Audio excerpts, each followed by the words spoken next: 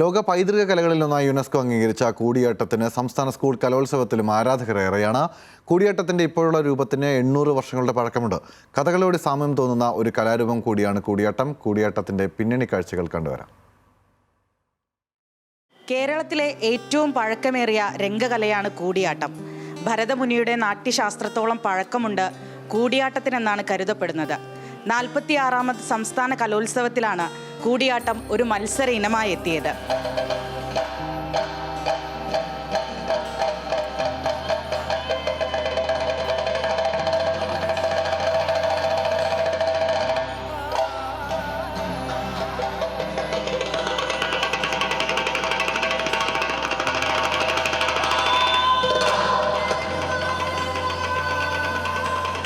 കൂടിയാട്ടത്തിന്റെ പൂർണ്ണ രൂപം അവതരിപ്പിക്കാൻ 41 ദിവസമാണെങ്കിൽ അത് കലോത്സവ വേദിയിലെത്തുന്നത് 30 മിനിറ്റാണ്.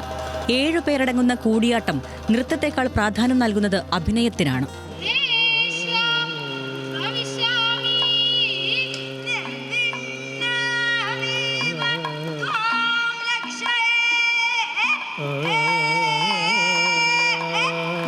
കഥകളിക്ക് സമാനമായ മുഖത്തെഴുത്ത്, 4 വെള്ളമുണ്ടുകൾ, 4 മീറ്റർ വീതി.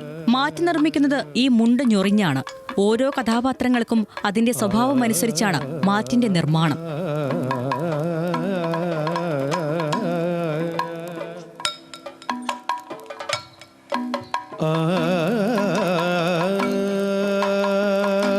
കഥകളിയെപ്പോലെ തന്നെ കൂടിയാട്ടത്തിലെ കഥാപാത്രങ്ങൾക്കും മുഖത്തെഴുത്തിന് 3-4 മണിക്കൂർ വേണം. മനയോല, ചായില്യം, കരി, മഞ്ഞൾ, ചുവപ്പ് തുടങ്ങിയ വർണ്ണരേഖകൾ സൂക്ഷ്മതയോടെ വരച്ചെടുക്കും. കഥാപാത്രങ്ങളെ മനസ്സിൽ കണ്ടതുകൊണ്ടാകണം ചായം തീർക്കുമ്പോൾ ഇത്ര പൂർണ്ണത അനുഭവപ്പെടുന്നത്.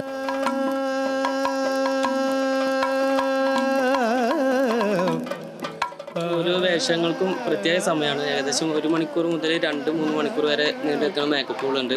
ലോകത്തിലെ തന്നെ ഏറ്റവും കട്ടി കൂടിയ മേക്കപ്പാണ് ചുട്ടി എന്ന് അറിയപ്പെടുന്നത്. കൂടിയാട്ടം ആരംഭിച്ച കാലം മുതലേ ചുട്ടിയും കൂടെ ഉണ്ട് എന്നാണ് നമ്മുടെ ഒരു അറിവ്.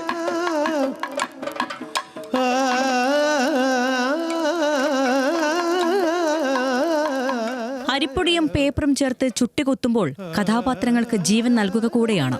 ശരീരം അനക്കാതെ കണ്ണുകളിലൂടെയും ചിലപ്പോൾ കഥ പറയാറുണ്ട്. ഒരുപക്ഷെ എല്ലാ കഥാപാത്രങ്ങളുടെയും കണ്ണുകൾ ചുവന്നിരിക്കുന്നത് നമ്മൾ ശ്രദ്ധിച്ചിട്ടുണ്ടാകും. ചുണ്ടപ്പൂവിന്റെ വിത്താണ് കണ്ണുകൾ ചുവപ്പിക്കാനായി ഉപയോഗിക്കുന്നത്. നേരം പുലരും മുൻപേ മുഖത്തെഴുത്ത് തുടങ്ങും. രാവിലെ നേരത്തെ എണീക്കുന്നത് കൊണ്ട് ഉറങ്ങി പോവാറിയാതെ ഒന്നാലേക്കതങ്ങ് ഉറങ്ങിപ്പോകും. കലാമണ്ഡലത്തിൽ പഠിക്കുന്ന നിരവധി പേരാണ് കുരുന്നുകളെ ഒരുക്കാനായി എത്തിയതും. കുഞ്ഞനിയന്മാരെയും അനിയത്തിമാരെയും ഒരുക്കിക്കഴിഞ്ഞ് വിശ്രമിക്കുമ്പോൾ അറിയാതെ തന്നെ മയക്കത്തിലേക്ക് വീഴുന്നതും കാണാം.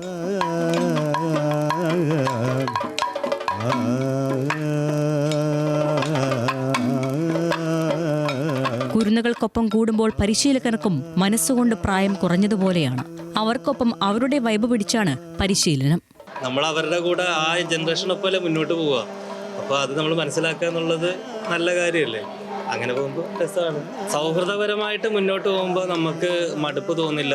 വളരെ രസകരമായിട്ട് മുന്നോട്ട് പോകുമ്പോൾ ആ ഒരു ഓളം നമ്മളിൽ ഉണ്ടാവും. ഹയർ സെക്കൻഡറി വിഭാഗത്തിലെ മത്സരാർത്ഥികൾക്ക് ഒറ്റ വിഷമമേയുള്ളൂ, ഇനി സംസ്ഥാന കലോത്സവത്തിൽ പങ്കെടുക്കാനാകില്ലല്ലോ എന്നത്.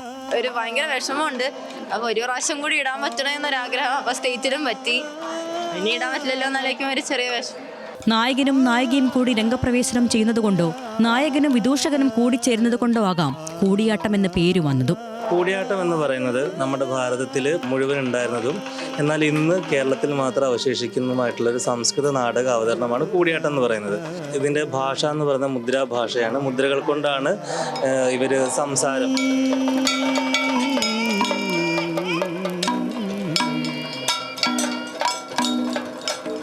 അഭിനയ മികവിന്റെ നേർചിത്രമായി മാറുകയാണ് കൂടിയാട്ടവേദി. പ്രൊഫഷണൽ കലാകാരന്മാരെ പോലെയാണ് ഓരോ മത്സരാർത്ഥികളും അരങ്ങിൽ തകർത്തത്. അലോഷിക്കൊപ്പം സൂര്യ, ന്യൂസ് മലയാളം.